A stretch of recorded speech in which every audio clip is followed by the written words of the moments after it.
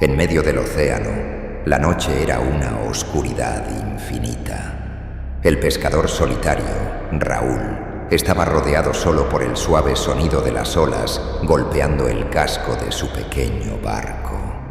La luna se escondía detrás de densas nubes y la única luz provenía de la linterna atada al mástil, oscilando como una chispa de esperanza.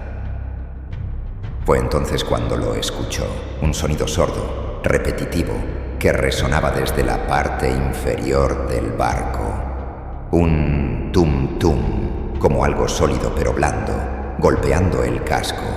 Raúl miró alrededor, pero no había nada más que el oscuro océano y el cielo infinito.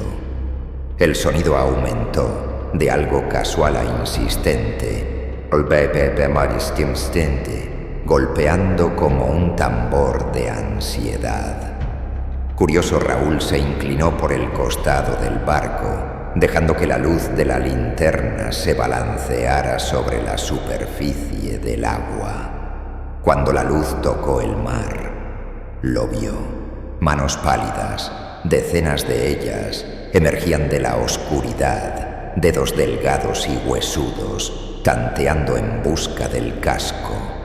Sus muñecas surgían del agua como garras de una criatura sin cuerpo, buscando, alcanzando, como si el barco fuera un trozo flotante de esperanza que no podían dejar escapar. El corazón de Raúl se aceleró. Intentó retroceder, pero una de las manos agarró el borde del barco, seguida por otra y otra más.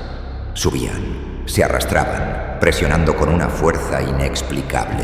El pánico congeló sus venas cuando sintió que el barco se tambaleaba, descendiendo poco a poco. Raúl tomó el remo y comenzó a golpear las manos, pero era inútil. Por cada mano que derribaba, aparecían dos más. En cuestión de segundos, se dio cuenta de que el barco ya no flotaba, sino que se hundía lentamente,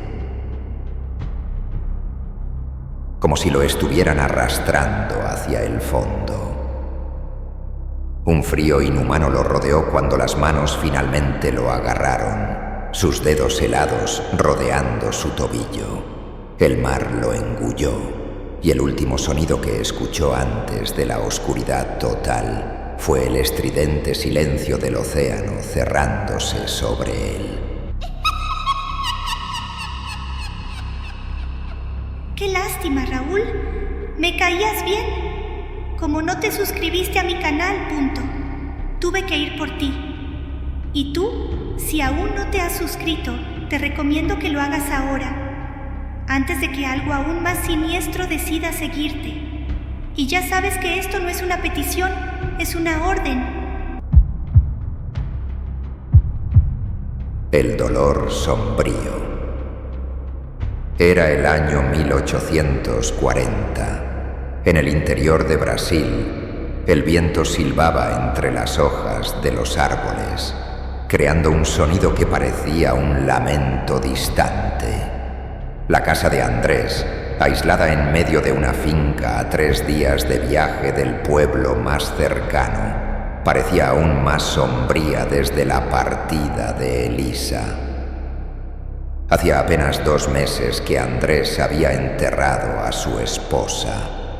El cementerio estaba en el límite de la finca, cerca de un viejo roble donde ella siempre gustaba sentarse a leer. La lápida improvisada apenas tenía grabado el nombre de Elisa. Andrés nunca fue un hombre habilidoso con las manos, pero hizo todo lo posible para rendirle ese último homenaje.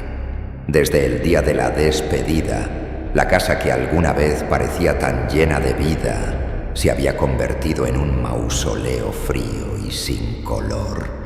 Andrés pasaba los días absorto en pensamientos, envuelto en los recuerdos del pasado. Las viejas paredes de madera guardaban los ecos de risas, conversaciones y melodías del piano que Elisa solía tocar en las tardes de invierno. Casi podía escuchar las notas suaves, pero al mismo tiempo sabía que eran solo recuerdos. Algo, sin embargo, había cambiado en las últimas semanas. Algo en el aire, en la forma en que la luz del sol atravesaba las ventanas o en cómo la noche parecía extenderse interminable. Durante las madrugadas, Andrés se despertaba con la sensación de no estar solo. La primera vez que sucedió pensó que era fruto de un sueño. El dolor, al fin y al cabo, tiene el poder de engañarnos, de hacernos ver cosas que no existen. Pero las noches siguientes trajeron la misma presencia. Una sombra que veía por el rabillo del ojo. Una figura que parecía flotar en el pasillo que llevaba al cuarto que había compartido con Elisa. Andrés se convenció de que eso podría ser ella. Tal vez su alma estaba ahí, atrapada, tratando de alcanzarlo. «Elisa, ¿eres tú?», murmuró una noche, su voz quebrada por el llanto. Pero la respuesta nunca llegó. El silencio continuaba, roto solo por el crujir de los árboles al viento. El camino hasta la finca no era fácil. 3 días de viaje por la densa selva, subiendo y bajando senderos que casi desaparecían en medio de la vegetación salvaje. Pedro sabía lo importante que era esa visita.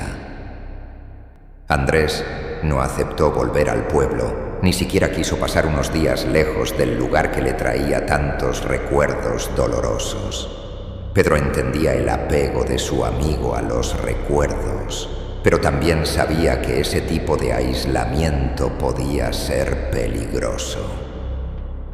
Cuando Pedro llegó a la finca, lo primero que notó fue el estado del lugar. La casa, que Andrés siempre mantenía impecablemente organizada, estaba descuidada. Las malas hierbas invadían el jardín y las ventanas estaban sucias, cubiertas de polvo y hollín. Pedro tocó la puerta y esperó, escuchando pasos pesados acercarse del otro lado. «Pedro». Andrés parecía sorprendido, pero había cierta apatía en sus ojos. Su barba estaba más espesa, el cabello despeinado. «¿Qué haces aquí? ¿De verdad creías que te dejaría solo después de todo?». Pedro sonrió, tratando de traer un poco de ligereza al ambiente. «Vine a ver cómo estás, amigo mío». Andrés lo invitó a pasar y Pedro notó lo oscura que estaba la casa. Las cortinas cerradas bloqueaban la luz del sol y un frío incómodo parecía envolver las habitaciones.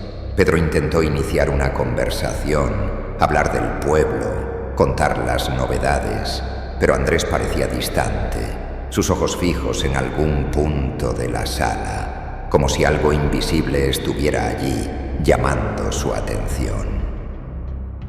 «Andrés, no estás bien», Pedro finalmente dijo, con tono preocupado. «Esto no es vida para ti.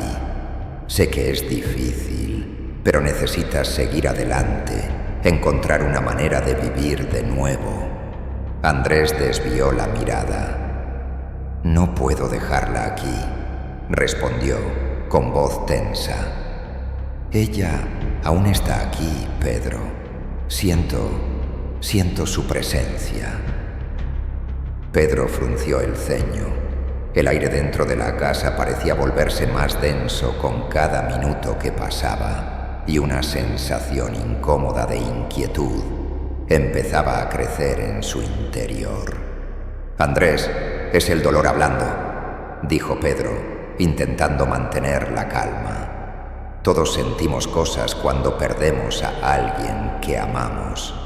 Pero necesitas salir de este lugar. Esto no es saludable».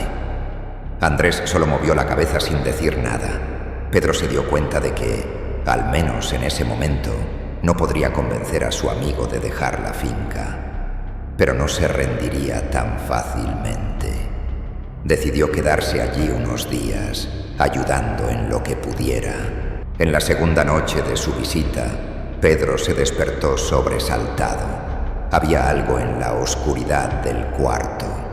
Permaneció en silencio, intentando escuchar, hasta que un susurro llegó a sus oídos. Era un sonido distante, como si viniera de dentro de las paredes de la casa. Pedro sintió un escalofrío recorrer su espalda y se levantó lentamente, abriendo la puerta del cuarto con cuidado.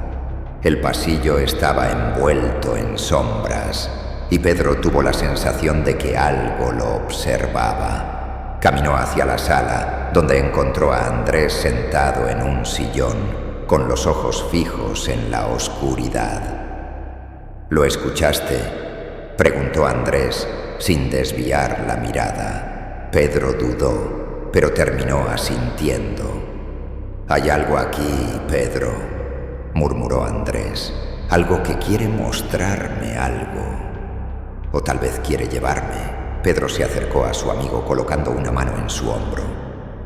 «Necesitas descansar, Andrés. Esto es solo el luto consumiéndote». Andrés no respondió, solo continuó mirando al vacío. Pedro supo, en ese momento, que no podía dejarlo allí mucho más tiempo.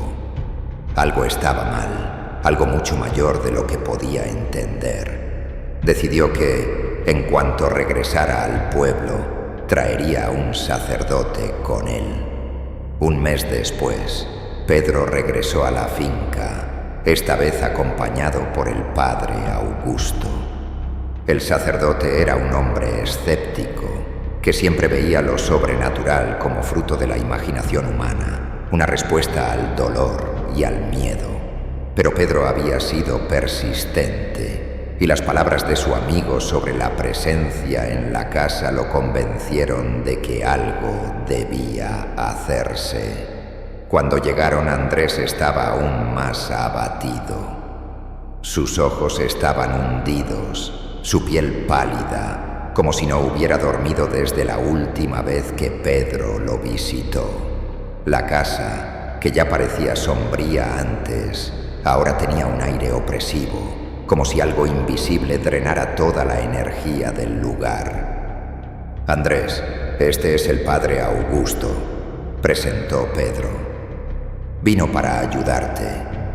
El padre miró alrededor intentando ignorar la sensación de incomodidad que crecía dentro de él. No creía en fantasmas, pero había algo ahí que lo perturbaba, una presencia que parecía pesar sobre todos ellos. «Andrés, estoy aquí para ofrecerte mi apoyo», dijo el padre Augusto en tono calmado. «Sé que el dolor puede llevarnos a lugares oscuros, pero Dios siempre está a nuestro lado, incluso en los momentos más difíciles». Andrés miró al padre, con los ojos vacíos. «No sé si Dios puede ayudarme, padre», murmuró. «Hay algo aquí que quiere mi dolor, que se alimenta de él». El padre Augusto sintió un escalofrío, pero mantuvo su expresión serena. «Vamos a rezar, Andrés. La fe puede alejar cualquier mal que te atormente». Pero mientras rezaban, la sensación de opresión solo aumentaba. Las paredes parecían cerrarse y un frío intenso invadió la sala.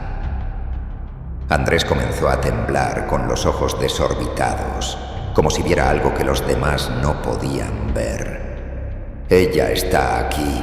¡Es ella!», gritó Andrés, su voz llena de desesperación. «¡Elisa!».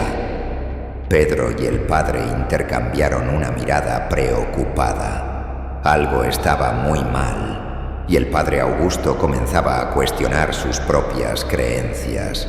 ¿Sería posible que hubiera algo ahí, algo más allá de lo que podía comprender? El padre Augusto ya no podía negar la extrañeza del ambiente. A medida que la sensación de opresión se intensificaba, se dio cuenta de que necesitaba tomar una acción diferente. Lo que él imaginaba que era solo fruto del dolor de Andrés estaba tomando proporciones sobrenaturales, imposibles de ignorar. «Necesitamos hacer algo más que rezar», dijo el padre, después de un momento de silencio tenso. Si realmente hay algo aquí, intentemos alejarlo con una bendición especial. Pedro asintió afirmativamente y Andrés, exhausto, simplemente dejó caer la cabeza, asintiendo sin decir una palabra. El padre Augusto pidió a Pedro que trajera un recipiente con agua limpia y un poco de sal. Mientras tanto, sacó un pequeño crucifijo del bolsillo y comenzó a recitar una oración en latín, su voz baja pero determinada. Tan pronto como Pedro regresó con los elementos, el padre hizo la señal de la cruz y añadió la sal al agua, bendiciéndola. El ambiente parecía pesar sobre ellos y el frío aumentaba cada vez más. Andrés observaba, con los ojos vidriosos y las manos temblando. El padre Augusto caminó por la casa, rociando agua bendita en los rincones y murmurando oraciones. Que la luz de Dios expulse toda oscuridad que se esconde aquí, dijo con creciente convicción. Pero mientras avanzaba por el pasillo que conducía al cuarto de Andrés, la atmósfera se volvía casi insoportable. Una presencia invisible parecía resistir su paso, como si no quisiera que se acercara. En el instante en que el padre roció un poco de agua bendita en la puerta del cuarto, un grito agudo resonó por la casa. Un sonido gutural y lleno de ira. Andrés agarró los brazos del sillón, con el rostro contorsionado de dolor y miedo. «Elisa, estás aquí», gritó nuevamente, con los ojos llenos de lágrimas. Pero Pedro y el padre sabían que esa presencia no era Elisa. Era algo mucho más oscuro. Después del intento de bendición, las cosas parecían haber empeorado. Andrés ya no podía dormir y con cada noche que pasaba se hundía más en la oscuridad de su propia desesperación. La entidad que lo atormentaba estaba fortaleciéndose, alimentándose de su dolor, y Pedro sabía que no podrían permanecer allí sin descubrir lo que realmente estaba sucediendo. La noche llegó rápidamente, trayendo consigo una oscuridad que parecía tragarse la finca por completo. La luna apenas lograba atravesar las densas nubes y la casa estaba sumida en sombras opresivas. Pedro y el padre Augusto estaban sentados en la sala, tratando de encontrar una solución para la situación que parecía empeorar a cada momento. Andrés, por otro lado, estaba absorto en sus propios pensamientos, con la mirada fija y perdida en un punto en la esquina de la sala. De repente, un frío intenso atravesó la casa, como si la temperatura hubiera bajado de golpe. Las velas que estaban encendidas en la mesa se apagaron y una sensación de vacío se extendió por cada rincón del lugar. Pedro miró al padre Augusto y ambos sabían que ya no estaban solos allí. «Ella está aquí», susurró Andrés, levantándose lentamente como si estuviera en trance. «Elisa, o lo que queda de ella». El padre Augusto intentó acercarse, pero una fuerza invisible parecía empujarlo hacia atrás. Pedro sintió un miedo creciente apoderarse de su cuerpo, como si todo el dolor y la desesperación de Andrés estuvieran siendo multiplicados y absorbidos por la casa. Era como si la entidad se fortaleciera con cada segundo y nada de lo que hicieran pudiera detenerla. Andrés comenzó a caminar hacia la puerta con la mirada vacía, como si fuera guiado por una presencia que solo él podía ver. Pedro corrió para intentar detenerlo, sujetando el brazo de su amigo, pero Andrés giró la cabeza lentamente, con los ojos ahora completamente vacíos y sin vida. «No puedes salvarme, Pedro», murmuró, su voz distante. «Ella me quiere, y ya no puedo luchar contra eso». Pedro sintió un escalofrío recorrer su espalda, pero no soltó a su amigo. El padre Augusto comenzó a rezar en voz alta, intentando alejar la oscuridad que parecía a punto de consumirlos. Sin embargo, la entidad ya estaba demasiado fuerte y las palabras del padre resonaban vacías, sin ningún efecto. De repente, Andrés tiró su brazo con una fuerza que Pedro jamás imaginó que él tuviera. Se soltó del agarre y, sin mirar atrás, abrió la puerta de la casa y salió en la oscuridad de la noche. Pedro y el padre Augusto lo siguieron hasta la terraza, pero al cruzar la puerta fueron recibidos por el silencio absoluto del bosque. «¡Andrés!», gritó Pedro, pero no hubo respuesta. Todo lo que pudieron ver fueron las botas de Andrés, abandonadas al borde de la terraza, y las marcas de huellas que se dirigían hacia el interior del bosque. La sangre manchaba el suelo, formando un rastro que desaparecía entre los árboles oscuros. El padre Augusto bajó la cabeza, comprendiendo lo que había sucedido.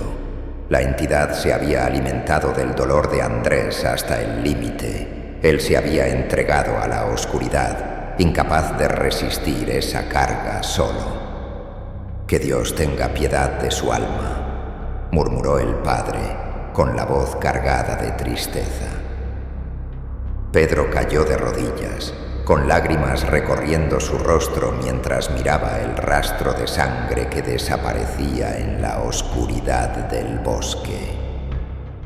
La sensación de impotencia lo abrumaba, y todo lo que podía pensar era que había fallado a su amigo.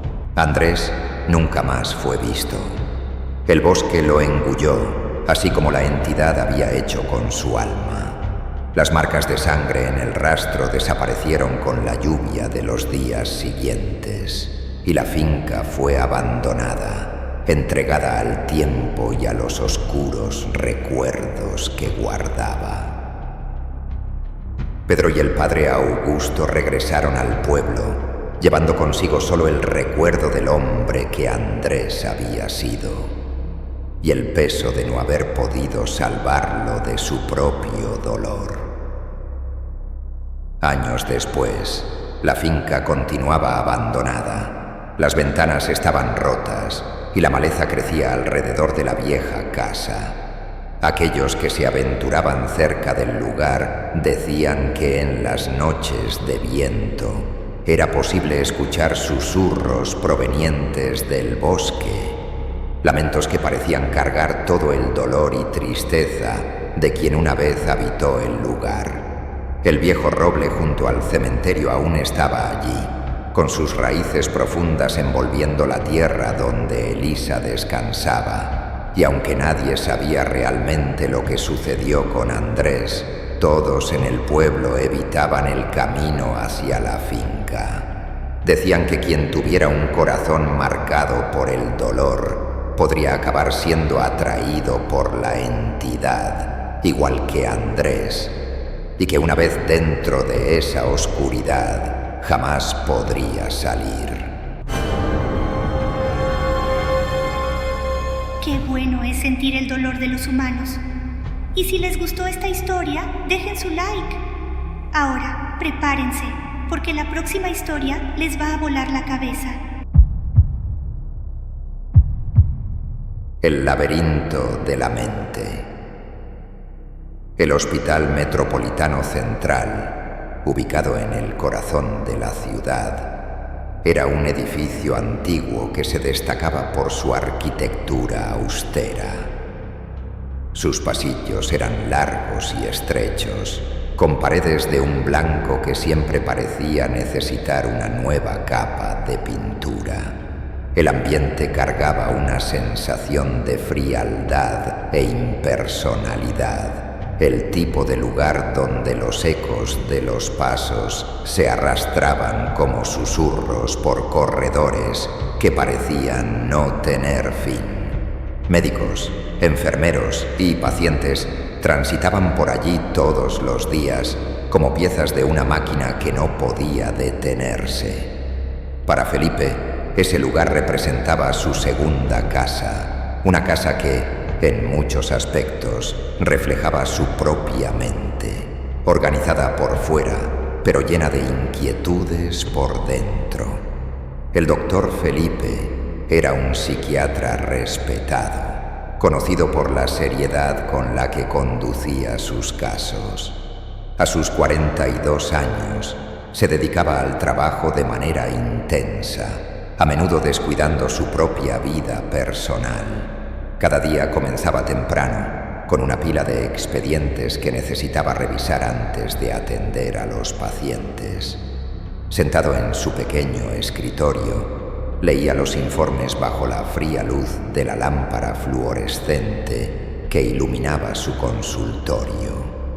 En la pared detrás de él, un cuadro de paisaje marino intentaba suavizar el ambiente estéril, pero parecía insuficiente ante la rutina extenuante y el peso de las historias que cargaba. Felipe pasaba gran parte de su día en sesiones individuales.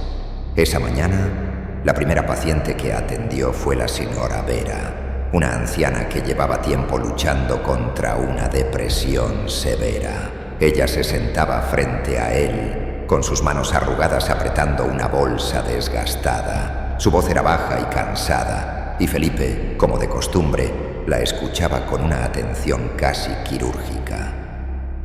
Tomaba notas en un cuaderno, registrando cada detalle, cada matiz de sus palabras. La dedicación de Felipe hacia sus pacientes era incuestionable, y se esforzaba por crear un espacio seguro para que se abrieran. Entre una consulta y otra, Felipe cruzaba los pasillos saludando a los enfermeros, como Carlos, quien siempre le ofrecía una sonrisa amigable.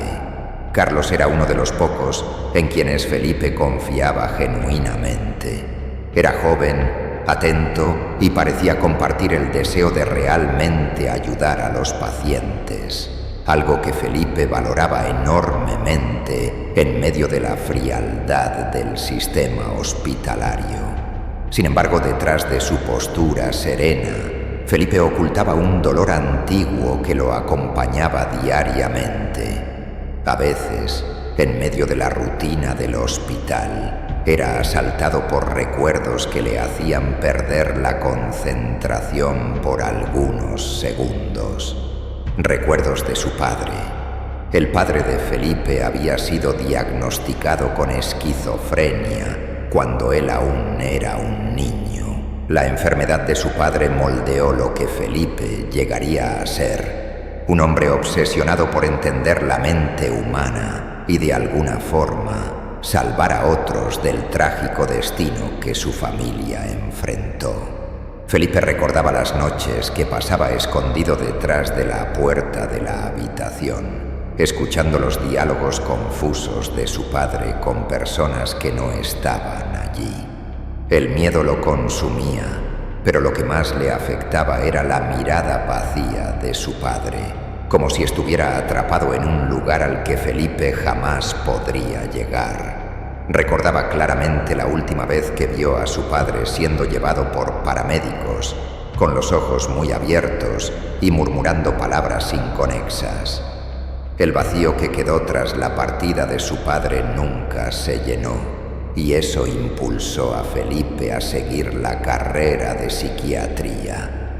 Quería ser la ayuda que su padre nunca tuvo. Los recuerdos de su padre, sin embargo, no eran solo una fuente de motivación, también eran una carga. Felipe constantemente se preguntaba si estaba haciendo lo suficiente, si algún día podría redimirse de lo que consideraba una falla personal. Ese pensamiento lo perseguía. y evitaba hablar del tema con cualquier persona, prefiriendo mantener ese dolor profundamente enterrado dentro de sí. A principios de la tarde, mientras revisaba algunos expedientes, Felipe recibió una visita inesperada. La doctora Elena, neuróloga del hospital, entró en su consultorio después de llamar suavemente a la puerta. Era una mujer de 38 años, extremadamente competente y conocida por su ambición. Elena tenía una postura tranquila y asertiva y una mirada que siempre parecía ver más allá de lo obvio. Felipe y Elena tenían una relación de respeto mutuo y, ocasionalmente, almorzaban juntos, discutiendo casos y teorías sobre la mente humana. «Felipe, pareces más cansado de lo normal hoy», comentó Elena, tomando una silla para sentarse frente a él. Felipe esbozó una pequeña sonrisa, cerrando uno de los expedientes que revisaba. Nada fuera de lo habitual. La rutina ha sido pesada, pero nada que no pueda soportar. Elena lo observó por un momento, sus ojos analizando cada detalle del rostro de Felipe. Siempre había sentido que Elena tenía una curiosidad que iba más allá del trabajo. Parecía interesarse no solo en los pacientes, sino también en los médicos, especialmente en él. «He estado pensando en algunos enfoques nuevos para casos crónicos», dijo Elena después de un momento. «Quizás podamos hablar de esto más tarde, algo que vaya más allá de los métodos convencionales». «¿Enfoques nuevos?». Felipe frunció el ceño, intrigado. «Sabes que me gustan las novedades, pero ¿qué tienes en mente exactamente?». Ella esbozó una sonrisa enigmática, desviando la mirada hacia el cuadro de paisaje en la pared. «Son solo ideas embrionarias. Dejémoslo para cuando tenga algo más concreto. Solo pensé que te gustaría saber, ya que siempre te interesan las nuevas posibilidades». Felipe asintió, pero no pudo evitar sentir una leve desconfianza. Elena era brillante, pero sabía que su ambición a menudo la llevaba a explorar territorios poco convencionales. Algo en su tono sugería que aquello no era solo una idea común. Aún así, decidió dejar la conversación de lado por el momento. Más tarde ese día, mientras Felipe terminaba una consulta, Carlos entró en el consultorio con una expresión visiblemente preocupada. Esperó hasta que el paciente saliera antes de acercarse al escritorio de Felipe. «Doctor, necesitamos hablar de algo serio», dijo Carlos, en voz baja. Felipe inmediatamente percibió la urgencia en el tono del enfermero y asintió, indicándole que continuara. «Uno de los pacientes del ala de observación ha desaparecido. El señor Roberto. Nadie sabe cómo salió, y las cámaras no mostraron nada. Fue como si simplemente hubiera desaparecido». Felipe sintió un escalofrío recorrer su espalda. El señor Roberto era un paciente crónico que estaba bajo su cuidado desde hacía meses. Había mostrado algo de progreso, pero nada que sugiriera que podría salir por sí solo. Felipe intentó mantenerse calmado, buscando una explicación lógica. «¿Ya verificaste con la administración? Tal vez hubo algún error de documentación». Felipe intentaba sonar racional, pero la preocupación era evidente en su rostro. Carlos negó con la cabeza. «Ya verifiqué todo, doctor. No hay registros de alta ni de traslado. Simplemente desapareció». Felipe se quedó en silencio por un momento, tratando de procesar la información. Aquello no tenía sentido. Se levantó, tomó su bata y siguió a Carlos hasta el ala de observación, donde hablaron con otros enfermeros y revisaron la habitación del paciente. Todo estaba como debía estar, excepto por la ausencia del señor Roberto. La cama estaba deshecha, las sábanas amontonadas, pero no había ningún indicio de fuga ni algo fuera de lugar. «Debe ser un problema administrativo», dijo Felipe, casi para sí mismo, tratando de disipar la sensación de inquietud que lo incomodaba. «Continuaré investigando esto mañana. Tal vez alguien cometió un error». Por más que Felipe intentara convencerse de que solo era un error, algo en su interior le decía que había más en esa historia. La desaparición del señor Roberto no era un simple error. Era el inicio de algo que aún no comprendía, pero que lo dejaba profundamente incómodo. Algo en el hospital parecía estar cambiando y temía que ese cambio apenas estuviera comenzando. Felipe llegó al hospital la mañana siguiente, aún perturbado por la desaparición del señor Roberto. Intentaba convencerse de que todo podría explicarse como una falla administrativa, pero la sensación de que algo más estaba sucediendo permanecía. Tan pronto como entró a su consultorio, notó algo extraño en su escritorio, un sobre marrón, sin remitente. La curiosidad, mezclada con cierta incomodidad, lo llevó a abrir el sobre de inmediato. Dentro había una carta escrita a mano, con una caligrafía irregular y apresurada. «Eres responsable de la desaparición. Todos están observando. Cuidado». Felipe sintió que el estómago se le revolvía. Leyó esas palabras varias veces, intentando asimilar lo que significaban. ¿Quién podría haber escrito eso? Era una acusación clara y directa, pero parecía tan absurda que casi rió de la situación. Quizás solo era una broma de mal gusto, algún colega con un humor enfermizo tratando de asustarlo. Dobló la carta y la guardó en un cajón, respirando profundamente. No podía dejar que eso afectara su día. Había pacientes que atender y necesitaba concentrarse. Felipe intentó mantener su rutina de la mejor manera posible, pero la carta no salía de su mente. Se sentía inquieto, como si algo estuviera flotando en el aire, una advertencia silenciosa que no podía ignorar. Mientras atendía a la señora Marta, una paciente con trastorno de ansiedad, Felipe notó que su concentración estaba fallando. Las palabras de la mujer parecían distantes y se encontró mirando fijamente a la puerta, esperando que alguien entrara en cualquier momento para darle una mala noticia. Fue entonces cuando al final del día, Carlos apareció nuevamente en su consultorio, con la misma expresión preocupada de antes.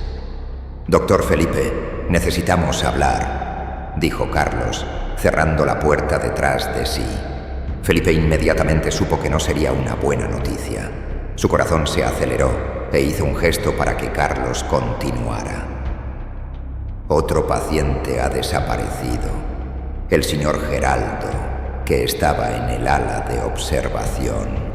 Nadie sabe a dónde fue y las cámaras, nuevamente, no muestran nada». Felipe permaneció en silencio, intentando procesar lo que Carlos acababa de decir. El señor Geraldo era uno de los pacientes que atendía regularmente y justamente la semana pasada habían tenido una sesión. Esto era demasiado para ser una coincidencia. 2 pacientes desaparecidos, ambos bajo su cuidado, y una carta anónima acusándolo de ser responsable. Felipe intentó mantener la calma, pero la duda comenzó a instalarse de manera más profunda. «¿Está seguro de que verificaron todo?», preguntó él, tratando de encontrar algún hilo de lógica en el caos que parecía formarse. «Sí, doctor, todo fue verificado y nadie sabe cómo salió. Parece que simplemente desapareció», dijo Carlos, con voz baja y llena de incertidumbre. Felipe asintió despidiendo a Carlos. Tan pronto como se quedó solo, se recostó en la silla, sintiendo un enorme peso en los hombros. La inquietud lentamente se transformaba en la sensación de que algo mucho mayor estaba sucediendo, algo que no lograba ver con claridad. Había un patrón allí, un patrón que lo colocaba en el centro de todo. ¿Pero por qué? ¿Quién estaría detrás de esto?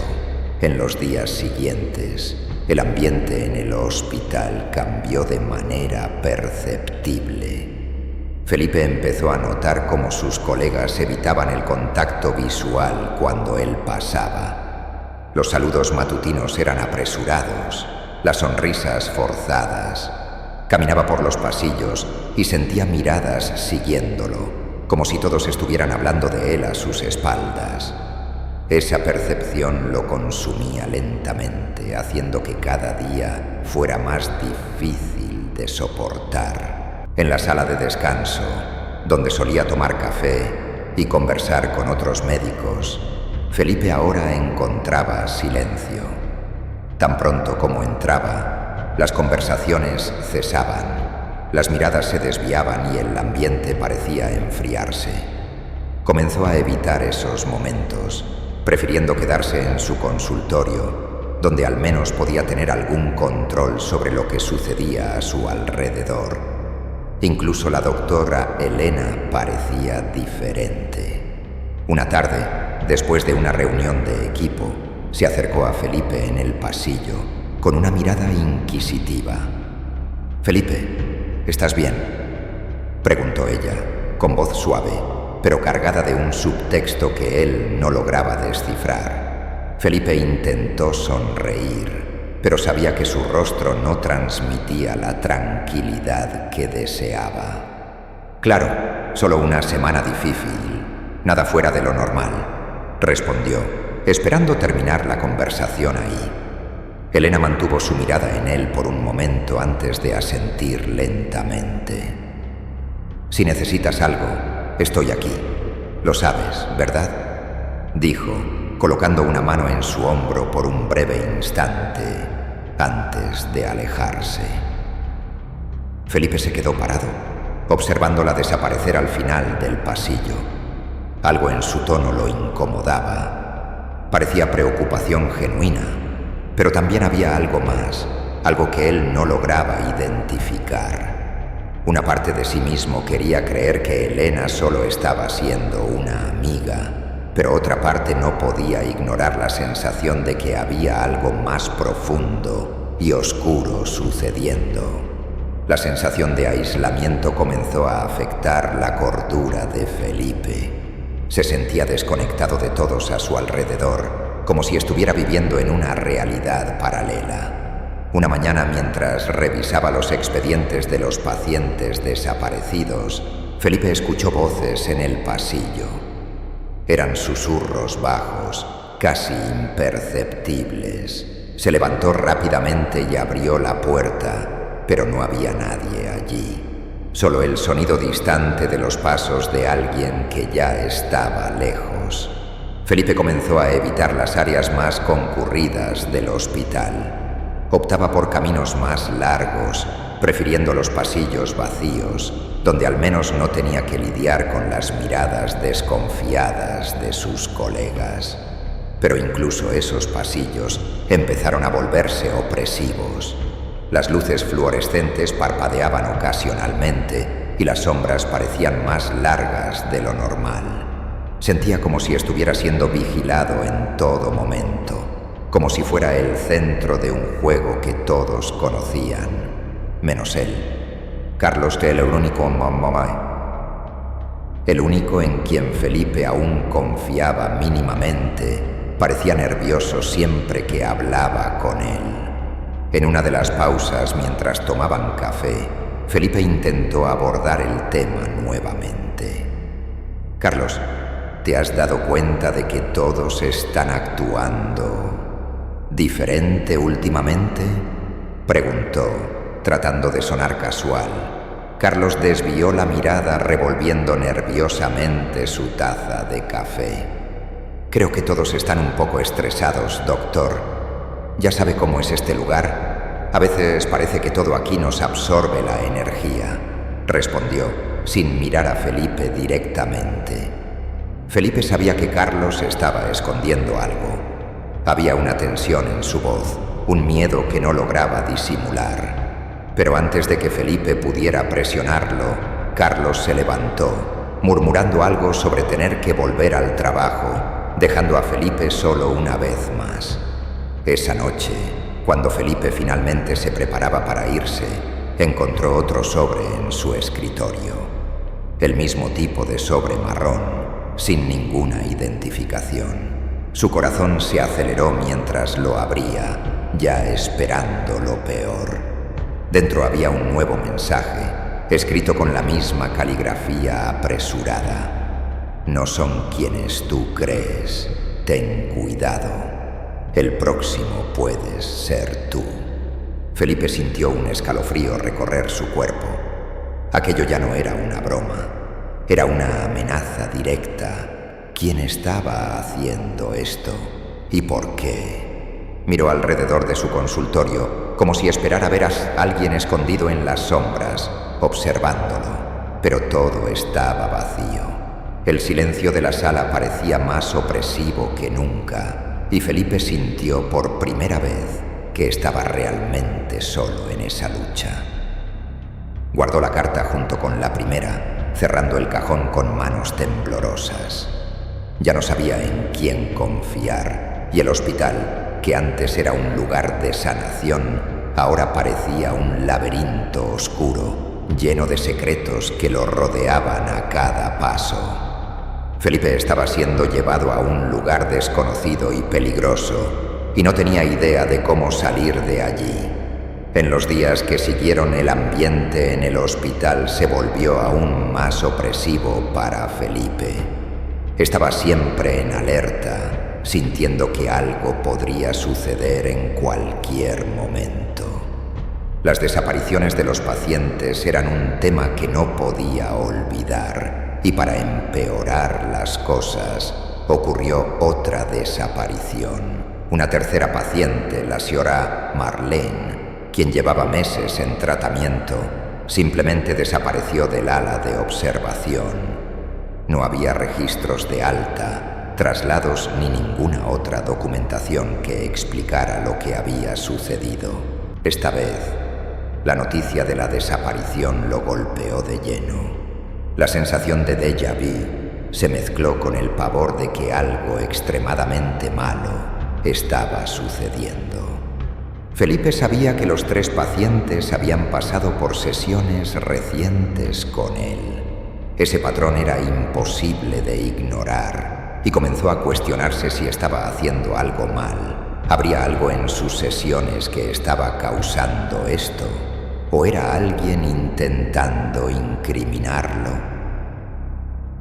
La relación de Felipe con sus colegas se volvió cada vez más tensa. Notaba miradas de desconfianza y comentarios susurrados en los pasillos. Las enfermeras evitaban hablar con él, y hasta Carlos, quien siempre había sido un apoyo, parecía vacilante y aprensivo. Felipe sentía que Carlos sabía algo, pero estaba demasiado asustado para hablar. En un momento de desesperación, Felipe intentó confrontar a Carlos. Lo encontró en el pasillo vacío y lo llamó para tener una conversación privada en su consultorio. Carlos, necesitamos hablar. ¿Sabes algo, verdad? Estas desapariciones. Algo está pasando y necesito saber qué es, dijo Felipe, con la voz tensa y su mirada fija en el enfermero. Carlos desvió la mirada, pasando la mano por su frente, visiblemente nervioso. Doctor, yo no sé nada concreto, pero he oído algunas cosas, rumores. Creo que es mejor que tenga cuidado. La gente está hablando y ya no confían en usted como antes, dijo Carlos, con voz casi en un susurro. ¿Qué están diciendo? ¿Quién está detrás de esto? Presionó Felipe, pero Carlos solo sacudió la cabeza, murmurando algo sobre no poder decir más, y se fue apresuradamente, dejando a Felipe aún más desesperado. Esa noche, cuando Felipe volvió a su consultorio para recoger algunos papeles antes de irse, encontró otro sobre marrón encima de su escritorio. Su corazón se aceleró y sintió un nudo en el estómago. Abrió el sobre con las manos temblorosas y encontró otra carta, escrita con la misma caligrafía irregular. Estás siendo observado. No hay manera de escapar. El próximo puede ser tú. Felipe se recostó en la silla, sintiendo que la cabeza le daba vueltas. Aquello era una amenaza clara y directa. No sabía quién estaba detrás de todo, pero sabía que no estaba seguro. Las palabras parecían resonar en su mente y empezó a cuestionarse si estaba perdiendo el control sobre la realidad. ¿Sería todo esto una conspiración contra él? ¿O estaría volviéndose paranoico, como su padre? Los recuerdos de su padre regresaron con fuerza. Recordó cómo su padre pasó los últimos años de su vida hablando sobre ser perseguido, oyendo voces y viendo cosas que nadie más veía. Felipe siempre temió que ese destino pudiera ser el suyo también. Estaba sucediendo ahora. Estaría comenzando a sucumbir a la misma paranoia que consumió a su padre. Al día siguiente, Felipe decidió que no podía quedarse callado por más tiempo. Necesitaba confrontar a alguien, entender lo que estaba pasando. Fue en busca de la doctora Elena, la única persona que todavía consideraba capaz de darle respuestas. La encontró en la sala de descanso, sola, revisando algunos papeles mientras tomaba un café. «Elena, necesito hablar contigo», dijo Felipe, su voz cargada de urgencia. Elena levantó la mirada, sorprendida por el tono de Felipe, e hizo un gesto para que él se sentara. «Claro, Felipe, ¿qué está pasando?», preguntó ella, con voz calmada, pero sus ojos mostraban una pizca de preocupación. «¿Sabes de qué estoy hablando? Las desapariciones. Algo está sucediendo y parece que todos saben algo que yo no sé. Siento que me están observando, siento que...» Felipe se detuvo, tratando de organizar sus pensamientos. «Ya no sé en quién confiar». Elena mantuvo su mirada fija en Felipe. Luego soltó un largo suspiro. «Felipe, creo que necesitas descansar. Estás sobrecargado, eso es evidente. Estas desapariciones son preocupantes, sí, pero tal vez te lo estás tomando demasiado personal. A veces, nuestro trabajo nos afecta de maneras que no percibimos», dijo ella, colocando su mano sobre la de él de una manera casi compasiva. «No es eso, Elena. Hay algo más». «Lo sé», insistió Felipe, pero Elena solo negó con la cabeza, con una sonrisa gentil en el rostro. «Cuídate, Felipe. Es lo que puedo decirte ahora. Tal vez un poco de distancia del hospital te haría bien». Felipe se levantó, frustrado. Sentía que Elena sabía más de lo que estaba diciendo, pero ella no cedería. Al salir de la sala de descanso, sintió que estaba más solo que nunca. En los días que siguieron, la paranoia de Felipe alcanzó su punto máximo. Apenas lograba dormir, y cuando dormía tenía pesadillas constantes sobre los pacientes desaparecidos, sobre su padre y sobre él mismo perdiendo el control. En el hospital evitaba a sus colegas, caminando por los pasillos como una sombra. Las luces fluorescentes parecían más frías y los pasillos más largos y vacíos. El hospital, que antes era un lugar de trabajo y propósito, ahora parecía un laberinto opresivo del cual no podía escapar. Una noche, al llegar a casa, Felipe se sentó en el sofá y miró fijamente la pared frente a él. Las cartas anónimas, las desapariciones, la sensación de que estaba siendo observado constantemente. Todo eso se mezclaba en su mente, formando una espiral de dudas y miedo. Sentía que estaba al borde de un colapso, incapaz de distinguir lo que era real de lo que era producto de su imaginación. Tomó el teléfono y marcó el número de Carlos, pero dudó antes de presionar el botón de llamada. ¿Qué le diría? Que estaba perdiendo el control, que temía estar volviéndose loco. Colgó el teléfono y lo dejó caer a su lado en el sofá, pasando las manos por su rostro en un gesto de desesperación.